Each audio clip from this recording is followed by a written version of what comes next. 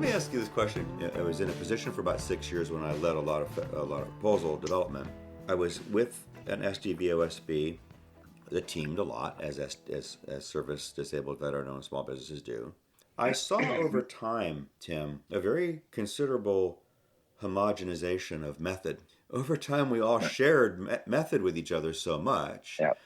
The good news was there was I think probably a pretty consistent improvement of method across.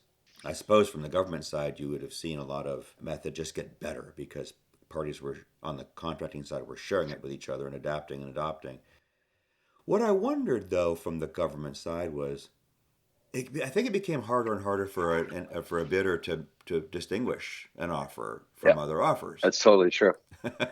So we help the government evaluate proposals from time to time, right? So we coach them on like how to discriminate between proposals. That job has gotten really hard. I bet it has. More and more, it's extremely challenging to differentiate the technical proposal. Yeah. The past performance is, whatever it is, Right. and that's discriminating. And there are some company experiences that are discriminating, but not at the task level, right? Not at the Right. at the what are you going to do Where the level. work's getting done, right? Exactly. So Yeah. I wondered if I'm a big fan of what FedSim has been doing for the last 25 years, which is they've been doing sort of job interviews for proposals. So you come in with your briefing, you come in with your key people. They get to talk to, ask, have a dialogue with the key people. And that's just like a job interview for a company for a task. Right. I wondered if the situation I described was a contributing factor to government reaching for alternatives to, you send us the proposals, we read them all, we evaluate them, technical, price. If at some point they were looking at so many proposals and that were good and generally similar, they had to find ways that could permit offerers to distinguish themselves. And it might be more in the presentations. It might be more in the conversations. So I think you're right. I think you're totally right. And I think that, the job of the acquisition community and government is to find the right match. Right. Find the company that is best suited to deliver this. If it's a services contract, there is no better way to make that determination than to get with the people who will be delivering that service. Yeah. I like to think about enablers and constraints. What's helping people get on the same page? What's getting in the way of people getting on the same page?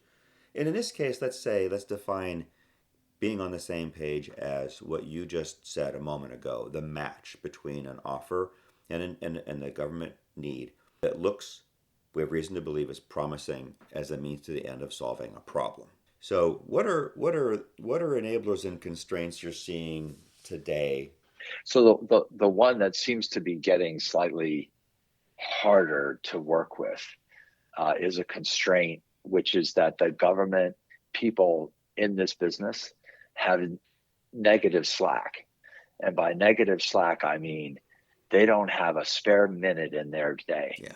They are working continuously and people may not believe this, but these are hard jobs and these things have to get done and they have to get done on a schedule or the government can't perform. So there's no slack in the system and there are not enough people or experts. And it's not so much because of the great retirement as it is because, frankly, when it comes to budgeting for positions and allocating resources to the function of contracting, it's hard to make the case.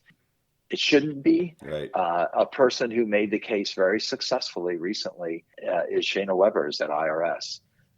And she was able to garner some additional positions for her function just to relieve some of the stress, of the no slack environment. But organizations don't run well if they don't have at least a little bit of slack in them. Right. If nothing else, to absorb the blows, when something changes.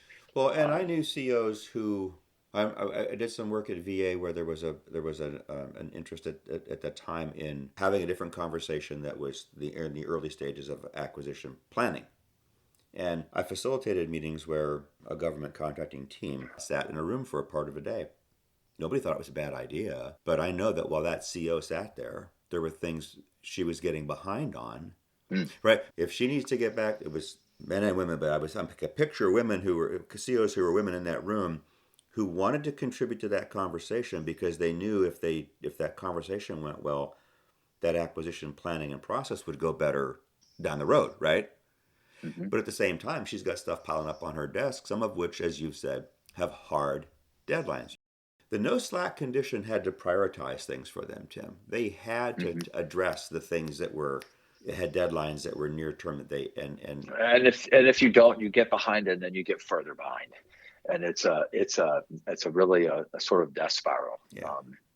And But I will say this: the best of them can create their own slack, and the way that they do that is by starting at the beginning, as far upstream as they can. Be proactive, get ahead, focus on the outcome that you want to get for the program, build the right team, get that team functionally participating together, and you can get stuff done in like record time. What might take 2 years can get done in 5 months, and you're not behind, you're ahead of the curve, and you've delivered what the government needs. good point. Let me ask you this question let's talk about innovation a little bit, and I've got an opening question, but I know you've got some things you want to share on the topic. I was involved with you, with many others, for several years with ACT-IAC and the innovation activity they did, and I took a notion of innovation from industry that was a little bit different. It wasn't innovation; it was about technology. That's not what the thought was. It was doing something different to create new value for a customer. And the Yeah. doing something different part of the definition or part of the thought was within the business, within the organization. So the organization did something different. The idea, Tim, was a business was set up and running today to deliver today's value to today's customer, whatever that was. If it wanted to create new value, it had to do some things inside of its or operations that were different to innovate. Mm-hmm. Okay, that's hard. It's not an easy thing to do. But when I thought about that in government, I thought the folks that really need to be thinking differently, innovating, are in the programs. But I saw all the pressure put on the CO to innovate, and I thought there's a bit of a mismatch here. The CO or the contracting community could possibly do some process improvements and do some innovative things in terms of the contract actions. But the real innovations that the government needed to solve problems would have been with the programs. And I didn't see those program folks, and I might have missed it. I didn't see many of the program folks thinking that way with the CO. Tell me if that was wrong, or maybe it's different today. So I'd love to share with you an example from our experience, which has the property that very different thinking was brought to bear by the program people. In this case, the program was to support the victims of floods with a proper amount of insurance and diversify the risk away from the U.S. taxpayer and the Treasury to the private sector professionals who do risk management for a living.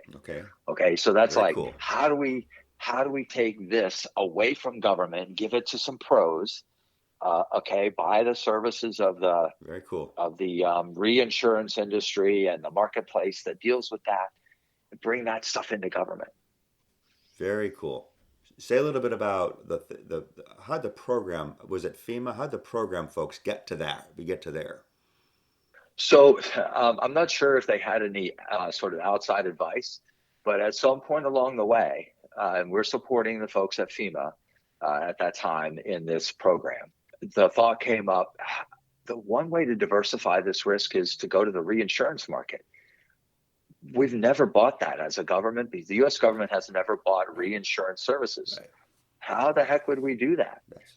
And so that we were involved at that point. It wasn't our idea to do that, but once the idea was on the table, we helped to vet the idea and pave the way to the actual procurement of those services. I've always thought I wanted to ask you a little bit more about the innovation work that ASI government is supporting, but I want to say this. I don't think that most American citizens think of government as innovative, and I think that's a mistake. I think that government is one of the most innovative, any government, federal, state, or local, one of the even special purpose jurisdiction, some of the most innovative entities around because there was a time when every government program solved a tough public policy problem that had not been solved. Mhm. That's the definition of innovation. You're going to do something different to create new value for a customer. In this case, the Mhm. customers are citizens and other U.S. entities. Government has always had to be highly innovative to do the job that government exists to do. What happens in government happens in industry. You set up a program. Your aim becomes to run the program efficiently. Mhm. That's not the same thing as innovation. That is the same. That is what companies want to run. We all want to. You're the CEO, right? Yeah. You want to run ASI government efficiently. If you didn't, you could go out of business. It's so hard for any operation, any organization, to meet the efficiency objectives of daily operations at the same time continue to innovate to provide new value for existing but also future customers. It's tough to do, and I think government deserves more credit for the way it attempts to do that and succeeds at doing that. But look, the truth is, government, when it does its job well, is hidden. You don't even see what it's done. That's just the truth. Mhm. You don't Mhm. turn on the tap and worry about anything bad coming out of that generally because government's doing its job. You don't get on an airplane and worry about a wing falling off. Governments and commercial are doing their job. So I just always thought that government deserved more credit for innovation. I know that innovation and acquisition has been a big focus of governments for some time and of yours. What are some of the what are some of the leading edge things you're working on these days to help with government acquisition innovation? Process wise, there's a difference between process and sort of directed energy, if you will, target based. So, process wise, what I've been working on has been with ACT-IAC, and it's been about really sharing the best innovations across government, Okay. the things that people have done and found successful. And we've gathered up many dozens of these from both a business of acquisition as well as labor saving technology, right? So one of the ways to get out of that no slack environment is to create slack by having technology substitute for knowledge work, Right. right? So Right. technology can do the administrative work Yeah. without much issue and very fast, right? So we had experience of going from 2 years of human work to 3 days of computer work. Yeah. That's Oh my amazing. gosh. Right. It's amazing stuff. And it alleviates all of that mind numbing activity of doing the same thing over and over. So that's one. That's sort of a broadly horizontal perspective Right. as opposed to the issues of cyber and climate and the other things that are the priorities these days of the administration. I love the cyber challenge, and one of the things that I love about it is it's so hard. Okay, we do these things not because they're easy, but because they're hard. I think somebody said that one time Right. about the Apollo program, right? We're going to the moon, and I love the cyber mission because it's really hard from an acquisition perspective. The cyber business is like an arms race where there are new weapons showing up every day. Mm-hmm. And you've got to figure out not only how to buy the best that's available today, but how to create the technologies that you need for the future. Be part of that process, generally driven by venture capitalists, generally driven by private equity, Right. like creating new stuff. That's a very different approach to a very challenging mission. And we've had the experience of having to deploy other transactions for cyber organizations like the Army, for example, because they're very flexible and they can accommodate new and changing technologies as needed. So So, that's stuff I love as well. two questions. Tell me about the periodic table of acquisition innovations. Does that capture some of these It methods? totally does by design. And in collaboration with the Office of Federal Procurement Policy and the Chief Acquisition Officers Council, designed that table to, if you think of the normal periodic table, rows and columns of elements, this one, the columns of activities are by the life cycle. And then there's a bunch of them that are within the federal acquisition regulations, sort of what is expected to be done, the activities ranging from acquisition strategy to market research to, RFP development, award, and then post-award administration.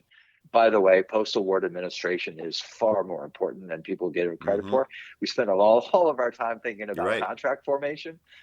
Oh my gosh, like 80% plus is just in the administration of those contracts. And we're getting there with the table, but it's not very full yet. To the left of the table are the non-FAR authorities that the government has. Things like OTs and challenges and problem statements that aren't governed necessarily by the rules of the FAR. And so if people look at the table, and I would encourage people just to go look at fai.gov /periodic-table and see what's there. It's growing month to month, if not week to week. And the idea being to, at the intersections of the columns and the rows, you were filling in things that a CO could do? Actual examples of what people have done. So description of I'll call it description of a problem, but it's like context for an actual procurement, the documents that were used in the actual procurement. So you can download the documents that IRS used for its pilot IRS challenges. You can see what it looks like and how you could tailor it for your own purpose. That's a great tool. Contracting officers who have a tough job that's increasingly difficult with zero or negative slack need a place to turn to get something quickly, right? And so it's that's the kind of tool that they need to help them try something different. Otherwise, they only can do what they've done before, which they might not want to do. But if they're constrained, it's like, I just got to do what I got to do. Yeah, so that's another version of on the same page. I'm just going to do what I've always done. That's true. But That's true.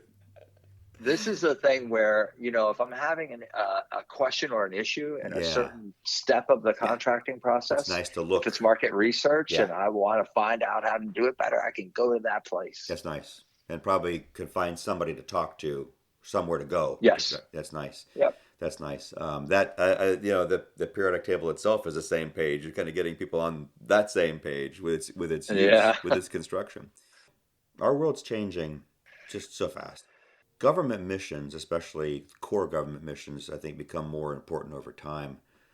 Who's looking not very far out, but who's got the eye on the horizon, and who's having the conversation today about what will the acquisition community do when the world changes so much that you have to ask yourselves, is the FAR outdated? Can we keep doing what we've been doing? Do we have to really radically change what we've been doing? I don't think we need to, but who's having the conversation, and what's it sound like looking out far enough to say, as technologies converge and we find things we live with things we can't even imagine today, how will government function from the acquisition standpoint?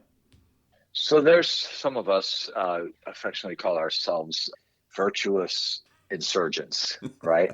And we think about these things. And I have some very smart colleagues who are dedicated to that kind of a mission. That's interesting.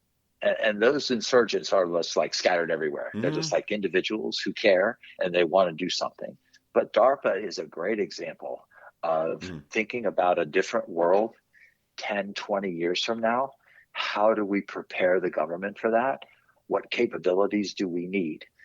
And these are the guys, they have learned how, by really putting preeminence on the program manager, to create whole new industries through their acquisition business. It's amazing what they've done. DARPA's history is fascinating.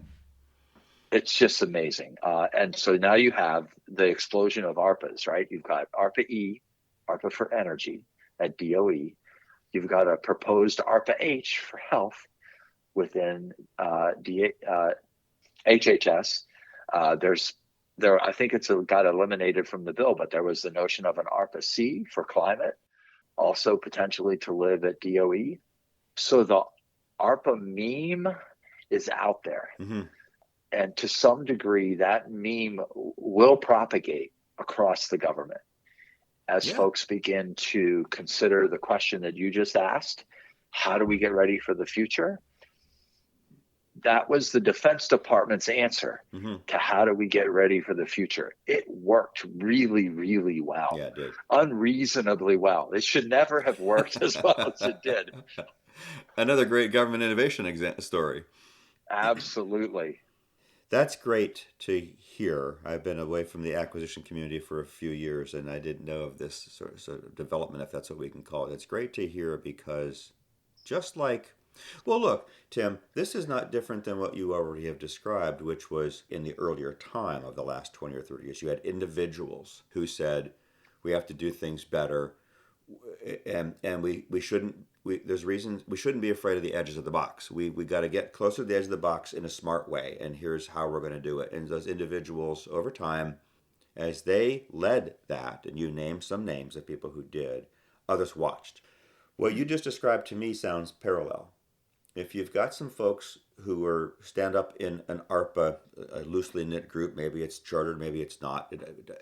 If they're thinking about those future questions, saying we've got to be ready, they'll lead the thinking, and as they act, others will watch, and then there'll be some gravitation in their direction. Yep. Government's a huge operation. You can't expect it to be very nimble, but you've got people like that who are staying out on that leading edge, saying, "We got to keep thinking about this because it's coming at us."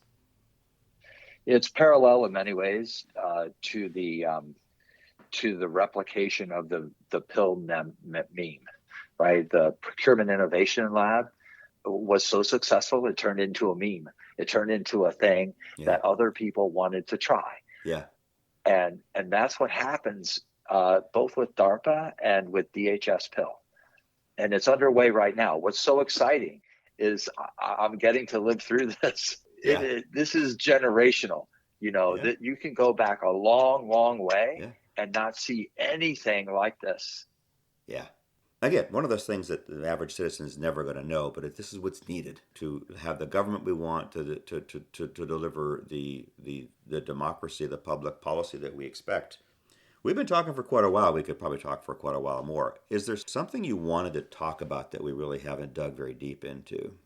The raw dedication and talent of the people who are in the government, who are getting this done, and their colleagues across the aisle in industry, who are helping, who are partnering, who are collaborating, who are instigating, catalyzing, all for the benefit of the nation, all for the benefit of, countering those threats that we have from our adversaries, countering the threat of climate change, countering and actually promoting on the positive side a whole bunch of things that relate to space, for example, and the use of space. And so I just, I've got tremendous respect for these folks. They have really hard jobs on both sides of the aisle, and they do a great job, and they do it for the country. I like that. It is a hard job every day. These folks have a nuts and bolts job to get done that consumes their day, and the negative slack comes from not getting enough done that day. I mean, means you don't get enough done that day that you had to get done, and yet I always saw in government the passion that you described, the commitment to a mission. And sometimes it's a particular organizational mission. Sometimes it's a broader mission in a sense we've talked about of we could do this better. This being a big thing like acquisition. Could we do a particular acquisition better? Of course. But we're talking about acquisition like big A, capital A. Can we do acquisitions better? What would that mean? What would that look like? And these folks talking to each other, working with each other, trying things at some personal risk. And not just that individual, like I say, it's a contracting specialist or a CO. They've got a chain of command they're working in. They've got a Yeah, and a bunch supervisor. of other people they're working with, Yeah, right? and so there's real risks, and yet I always saw that commitment that you mentioned, and I'm glad you mentioned it because I think it really is what drives people to get the job done they've got to do that day, and to come back the next day to try to do it better. Yeah, absolutely. And there's a mistaken impression that it's administrative work. It's not. It's completely thought-driven, creative, Yeah, problem-solving work. yeah, you're right. Uh, There's some of the administrative hardest aspects to problems it, are. but you're right. The job Yes. itself is really what you just described.